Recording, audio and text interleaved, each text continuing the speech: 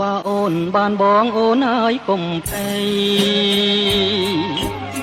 បងជាគួយចេះធ្នមបំពេទៅណាមកណាក៏មិនខ្មាំងគេអូនប៉ុននឹងដែរមានអីត្រូវព្រួយនៅជាមួយបងនួនអងកុំគិតចិត្តបងស្មោពិនស្នេហ៍តែអូនមួយជួងគ្នាថ្មីរឿងអីត្រូវព្រួយមានញាតិគេជួយការពាររាល់ថ្ងៃ